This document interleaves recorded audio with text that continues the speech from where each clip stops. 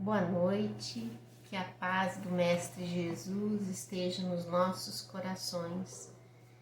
Que possamos nesta noite, meus irmãos, refletirmos sobre a mensagem trazida para nós neste livro intitulado Tesouros Libertadores, um livro psicografado pelo Divaldo Pereira Franco e ditado pelo Espírito Joana de Ângeles.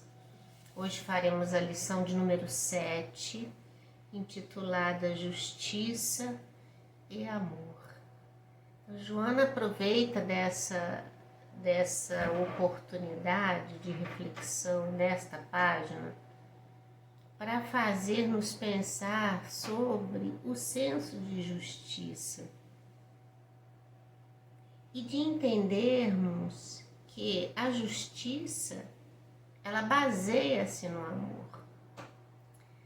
E às vezes é difícil para nós ainda, no estágio em que nos encontramos, compreender estas coisas, mas não é difícil de entender, de sentir esta mensagem.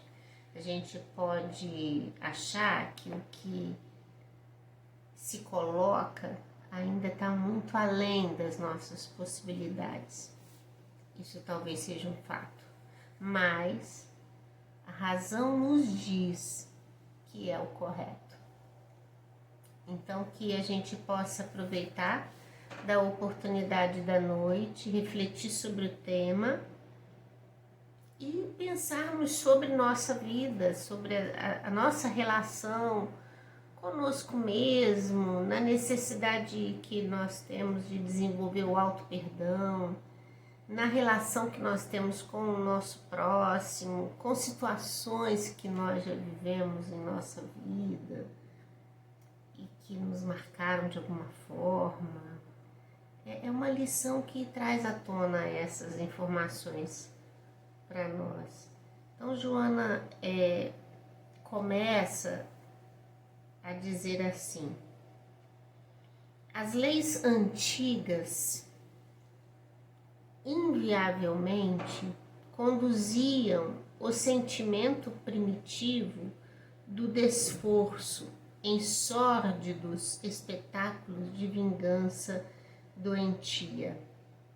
Essa coisa de querer fazer justiça com as próprias mãos, de tirar a limpo o que foi falado, o que foi dito, o que foi feito, né? De querer de se sentir no direito de ir à desforra, vamos dizer assim, daquilo que de certo modo causou algum desconforto, infringiu alguma norma,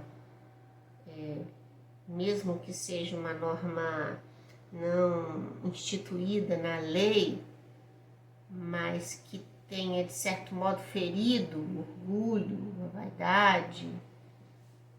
Então era motivo, né, desse fazer violento. E é interessante isso porque Joana vai fazer aqui mais para frente algumas considerações lembrando da lei de Moisés, do olho por olho, dente por dente. Mas a gente nem precisa ir tão longe para entendermos como que isso ficou muito gravado no nosso psiquismo e na dificuldade que nós ainda temos de nos libertar. Haja vista que nós estamos em pleno século XXI e ainda encontramos considerações familiares no processo de educação dos filhos, que diz assim, você não tem que levar desaforo para casa. É interessante a gente ver isso, né? Porque essa coisa de não levar o desaforo para casa, isso é como se dissesse que a gente tem o direito e o dever até de ir para cima do outro com tudo que a gente tem quando a gente se sentir ofendido. Isso lembra muito, claro que em outras proporções, mas isso lembra muito o ponto crucial da época de Moisés, porque a matriz era a mesma, né? Esse orgulho, essa irracionalidade ainda, a não depuração dos sentimentos que leva o indivíduo a se achar melhor do que qualquer outro, a se achar impedido sequer de qualquer sofrimento que seja imputado pelos outros. Então, nesse aspecto, é que também naquela época as coisas eram resolvidas num nível de violência muito grande. A violência tomou outras proporções, tomou, né? Ela diminuiu, né?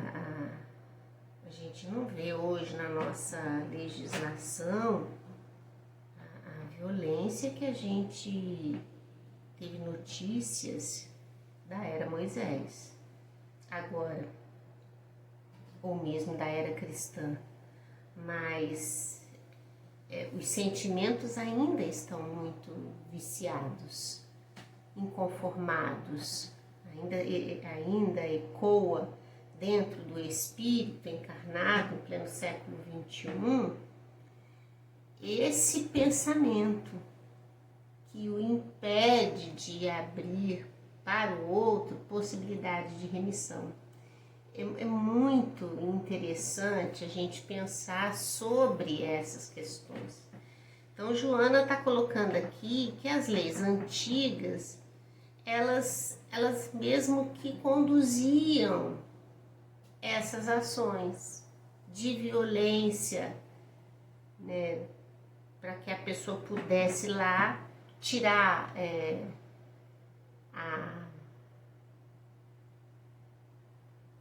como é que fala? Esqueci, me fugiu aqui a palavra agora.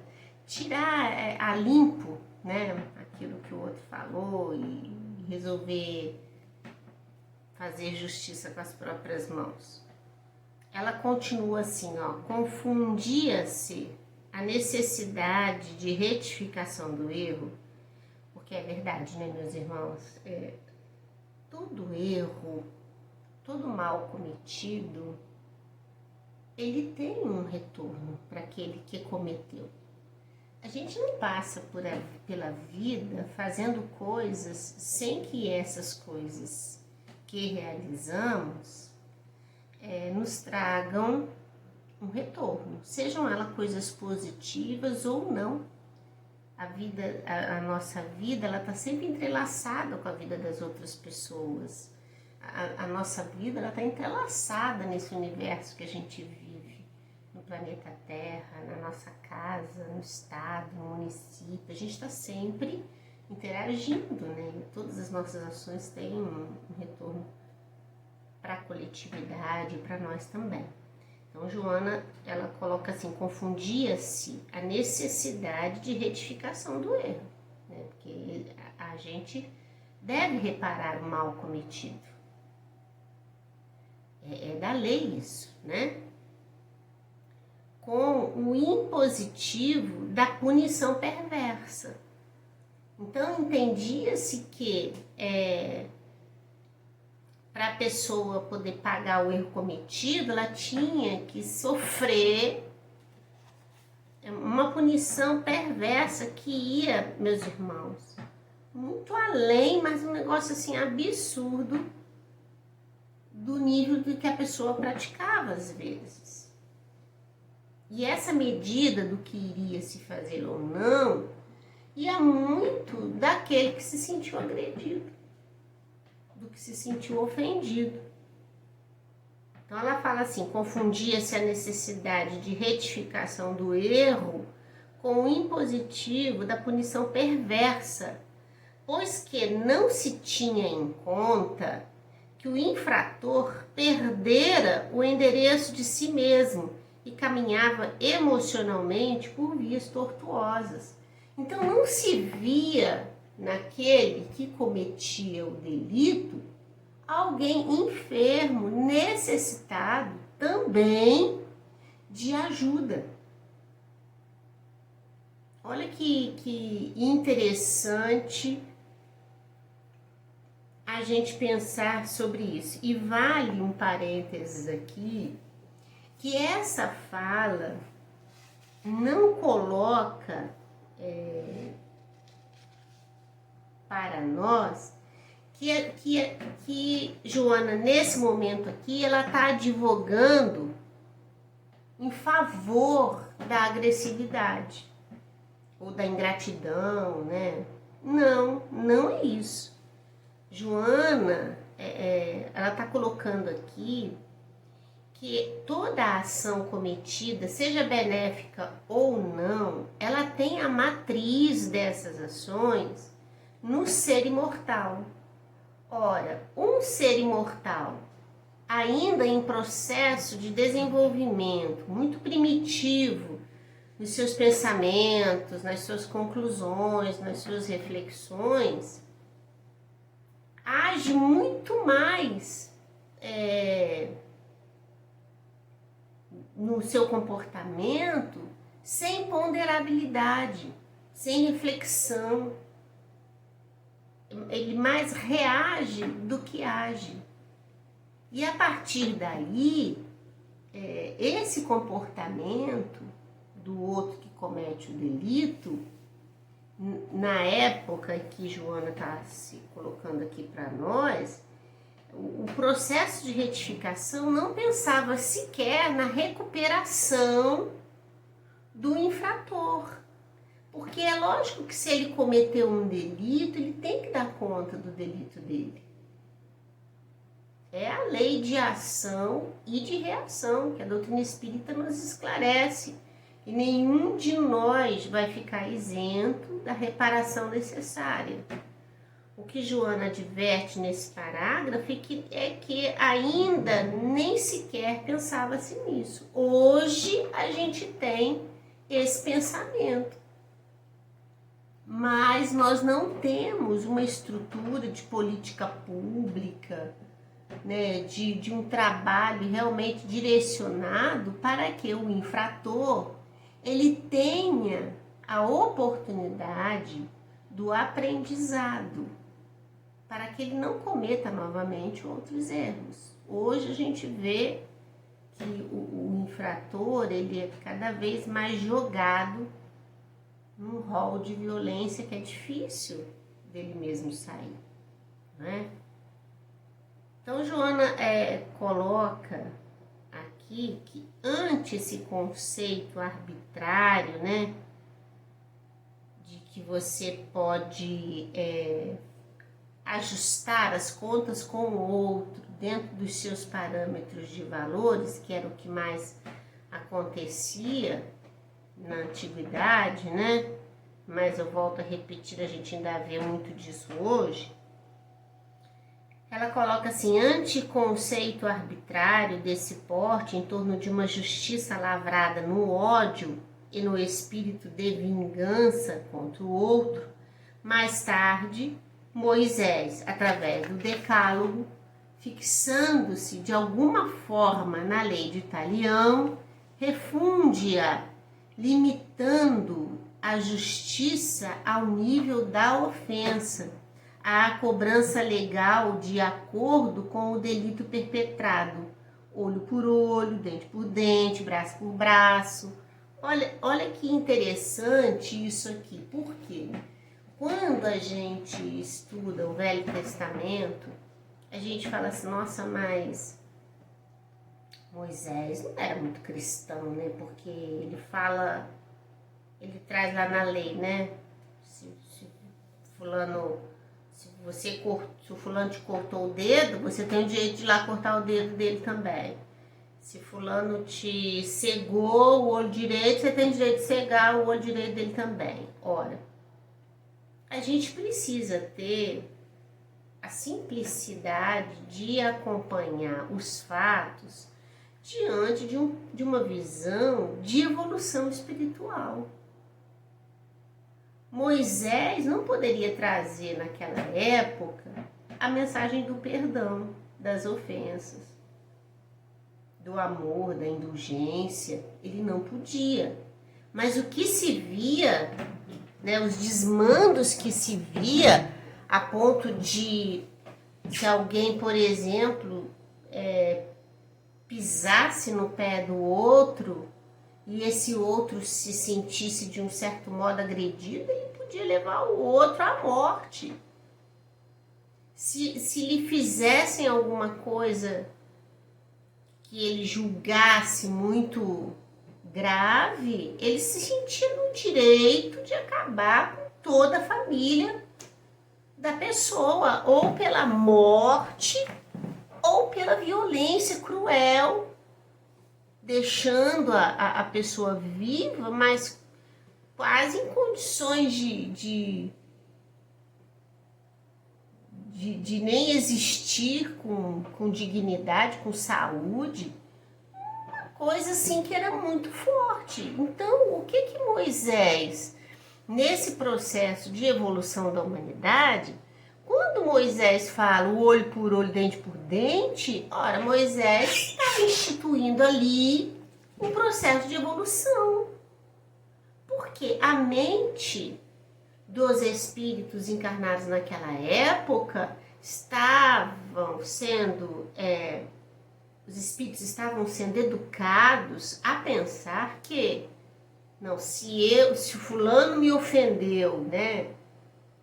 Se o fulano cortou o meu dedo, eu não posso lá matar a família dele toda, isso não é certo. Olha que interessante isso não é correto, isso não está na lei.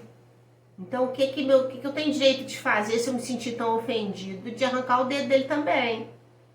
Olha como que isso abrandou e como fez o pensamento humano evoluir na reflexão, na lei que foi definida como norma de conduta. Então, se educa criando um certo limite para uma coisa que a própria pessoa por si só não consegue limitar. Então, Moisés ele vem trazer uma ordem de um processo de evolução necessário, e isso foi muito importante na história da humanidade. Mas, ora, é lógico que está nos processos de reconstrução de nós mesmos, como espíritos imortais, filhos de Deus, o processo de evolução, é natural que essas atitudes, elas hoje não sejam vistas para nós como uma coisa possível. Porque Jesus vem, então, trazer já para uma humanidade que conseguia compreender um pouco mais que a justiça, ela baseava-se no amor. Agora imagina se Moisés falar isso, gente, lá atrás. Não ia dar conta, não ia dar conta. Mas foi importante demais Moisés cercear um pouco aquelas ações. Que aí começa-se a respirar uma nova ordem de situações, né? E as coisas vão caminhando a passos lentos, com certeza, mas caminhando, né? E é com Jesus que o senso de justiça passa a ter pra gente um outro entendimento, exigindo dos espíritos encarnados na época, né, novas reflexões. E até hoje para todos nós que estamos aqui. Porque num planeta como a Terra, espíritos ainda muito enfermos, é natural que a gente esteja às voltas com essas situações do ponto de vista da dor, né, da ofensa, de sofrer a injúria, a violência física mesmo, psicológica. E aí o Mestre Jesus, ele vem nos fazer um novo convite diante dessas dores. Então Joana, seguindo ali a página, ela fala assim: coube, porém, ao incomparável Rabi Galileu a legislação trabalhada na indefectível lei de amor, na qual a misericórdia compadece-se do infrator e faculta-lhe a reabilitação moral. Essa mensagem tão libertadora, ela vem com Jesus.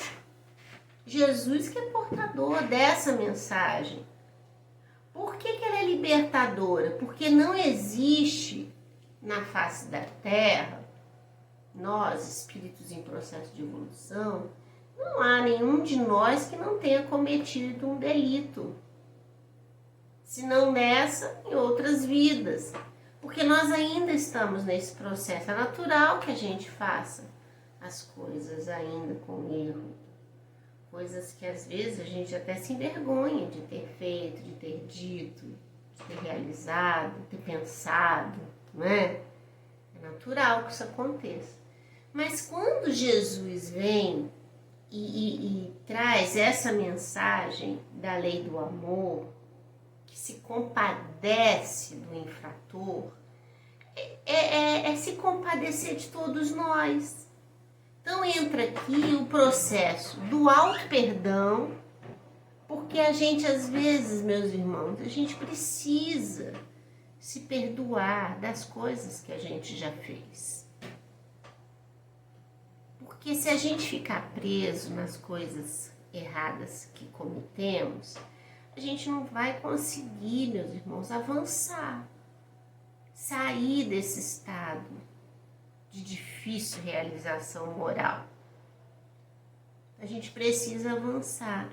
Eu sempre que eu me deparo com a mensagem do auto-perdão, eu fico me perguntando assim, o que seria se o apóstolo Paulo, por exemplo, se de tanta vergonha por tudo que ele fez, ele não avançasse no seu processo de evolução.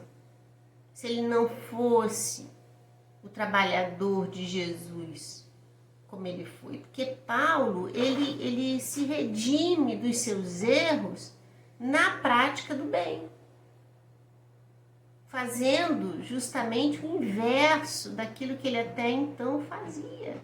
E olha que Paulo, ele agia segundo a interpretação do Velho Testamento. Olha que isso, você pensa se Pedro, envergonhado de ter negado Jesus 3 vezes, se Pedro abandonasse a tarefa. Você pensa se Madalena, com tudo que ela tinha vivido, se ela não tivesse exercido o auto-perdão, deixado para trás o que viveu, se ela conseguiria ter a vida que teve após ser tocada pelo amor de Jesus. Então, essas coisas que a gente tem que pensar. Você pega, por exemplo, Judas. Olha que atitude do Judas, né? Porque o desespero, a tristeza, a dor que ele viveu foi tão grande, ele não foi capaz de superar aquilo e aproveitar ainda aquela encarnação para se redimir dos seus erros. E aí comete o suicídio. Quantos, meus irmãos, como Judas, não se matam hoje em dia por vergonha, por não conseguir lidar com as coisas que viveu, com as experiências que sentiu, com as coisas que passou? Quantos? Né, dos processos depressivos que se instala. É um quadro psíquico de extremo sofrimento. Então, quando Jesus fala dessa lei de amor que é de misericórdia para o infrator, a gente tem que trazer primeiro isso para a nossa compreensão e colocando cada um de nós como credor dessa condescendência do mestre, porque de fato a gente precisa, meus irmãos, porque olha, a gente às vezes se abate tanto com isso, tanto, e perde horas, perde oportunidades de trabalho, de crescimento que a vida física está nos dando. Então a gente precisa orar, meus irmãos, e esses sentimentos, eles nos visitarão ainda nesse estágio de lembranças que a gente tem dessa própria existência, que a gente tá vivinha na nossa memória, ou de um certo pesar, de uma dor, de uma tristeza, de uma apatia que a gente não sabe de onde vem, mas que chega até nós, minando as nossas forças, as nossas energias, e a gente precisa então orar a Jesus. A gente precisa pedir perdão para nós próprios, para que a gente aprenda a se perdoar e pedir a Jesus a oportunidade da reparação do mal que a gente tenha cometido, seja ele qual for.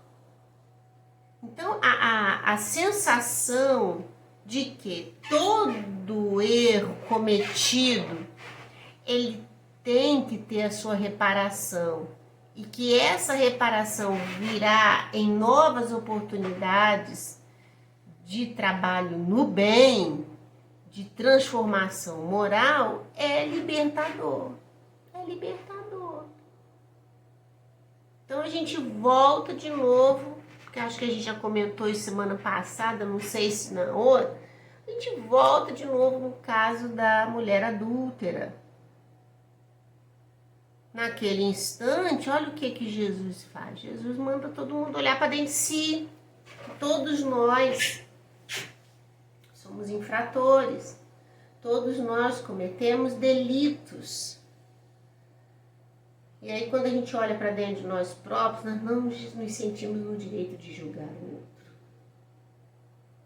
E aí ele diz a ela em si que não a condenava, mas que era para ela ir e não pecar mais. Então, a vida estava dando para ela uma nova oportunidade de viver de uma forma diferente, de viver mais próxima do Cristo, de ter uma conduta correta, não é? Olha que bacana isso. E aí Joana coloca para nós assim, ó, na larga viagem do instinto para a razão, há predomínio dos automatismos primários, que se corrigem com as experiências, enquanto se abrem as possibilidades para a conquista da angelitude. Em razão de haver sido muito longo o período inicial para o desenvolvimento moral, é compreensível que se haja fixado o hábito de reagir para depois tornar-se ação com os componentes da razão e do sentimento, que desabrocham em forma de afabilidade. Então, o que a Joana está colocando aqui para a gente é isso, que por muitas encarnações a gente veio tendo atitudes muito mais pelo instinto do que pela razão. E é natural que ainda hoje nós tenhamos o automatismo dessas reações. Veja bem, é muito natural às vezes a pessoa falar assim, quando eu vi eu já tinha falado, eu já tinha feito, eu já tinha dito, né? E é verdade, é verdade. Porque naquele exato momento, muito marcado pelo automatismo do comportamento primitivo das primeiras encarnações aí, desse processo de moralidade, a pessoa age sem pensar, é mesmo sem pensar. Quando falo eu agir sem pensar, é sem pensar mesmo, porque o pensamento que desabrocha no amor, na fraternidade, não se permite tomar atitudes das quais depois vai se arrepender. Mas a gente ainda vê isso acontecer hoje, então é natural. É o que Joana está colocando aqui. Mas que ainda assim esse é um processo de transformação. Por quê? Porque houve tempo na nossa história de evolução em que a gente agia por instinto, fazia e sequer se preocupava depois. Hoje não.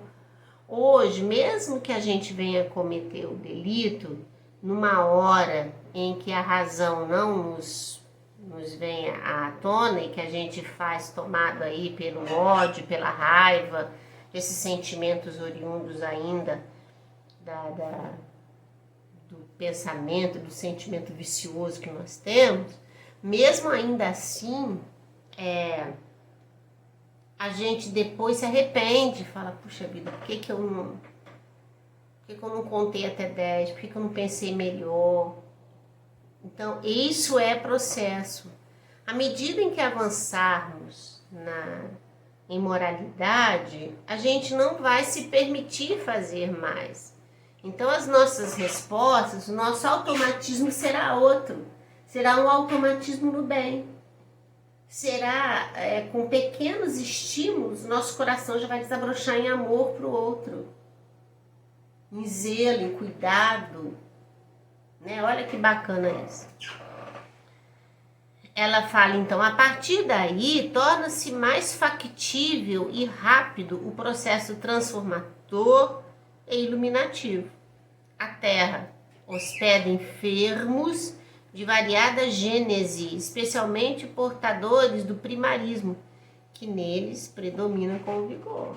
Então, é natural que isso aconteça, mas à medida que a gente for refletindo e contrapondo ações no bem, para todo mal recebido e ações no bem para todo mal que nós praticamos, mais rapidamente se dará o nosso processo iluminativo. Ela diz então, nunca porém permitas, quando agredido, direitos e privilégios que Jesus, que era justo e inocente, não se arrogou como precedente. Então, ela está dizendo aqui que em toda situação que a gente vive, que a gente tem que tomar muito cuidado para não se colocar como vítima, porque sempre tem uma parcela nossa de culpa nesse processo. Se não nessa encarnação, em outra. Na forma como a gente fala, na forma como a gente ouve, né? A nossa conduta, o nosso comportamento. Então, a gente não tem que ficar se colocando em situações de privilégios, porque como é que a pessoa fez isso comigo? Né? Porque Jesus, que era perfeito, que esteve aqui entre nós, não fez uma colocação dessa. Momento algum. Que ele poderia, se fosse um espírito leviano, pensar, poxa, mas por que Judas fez isso comigo? Não é? E assim não fez. Não fez. Se preocupou tanto com Judas, que ainda lá na cruz, pede a espíritos que vão até ele para ajudá-lo, porque ele estava se suicidando. Olha a atitude moral de Jesus. Né? Então, Joana está colocando isso para a gente sequer tomar esse tipo, porque quando a gente às vezes fica nessa protecionismo muito grande com a gente, aí a gente fica muito melindrado e qualquer coisa nos fere. Isso não é construtivo para nós. Ela diz assim, dia chegará em que o amor soberano legislará com igualdade para todos, suprindo-os com os requisitos elevados do dever direcionado a uma sociedade saudável.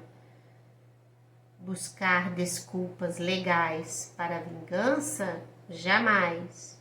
Pessoa alguma foge da consciência e, por extensão, da justiça divina, que a tudo e a todos observa, controla e direciona. A jornada poderá, não poucas vezes, parecer áspera, mas será assim que se alcançará a cume da montanha da evolução. No Código Penal da Vida Futura, o egrégio codificador do Espiritismo propõe um projeto de justiça equânime e cristã, apoiada na lei de causa e efeito, iluminada pelo amor, no seu significado ético mais elevado. Desse modo, busca ser justo e afável, estabelecendo desde hoje os pródromos da era de justiça, com caridade e misericórdia, atenuando ou mesmo eliminando a vingança. Olha que linda essa mensagem que Joana nos traz na noite de hoje, que ela possa servir de roteiro, de reflexão para a nossa conduta e para frente, né? Que a gente possa pensar sobre as nossas ações, ponderar sobre o que nós queremos, o que desejamos da vida, fazer uma reconstrução de nós próprios, numa nova identidade, e que a gente tenha para com o outro, que a gente permita ao outro, né? Dê ao outro a chance de se explicar, dê ao outro a chance de errar, porque a gente também erra e já errou muito. Então, criar essas oportunidades, assim como Deus jamais nos condena, sempre nos oportuniza o crescimento e o aprendizado.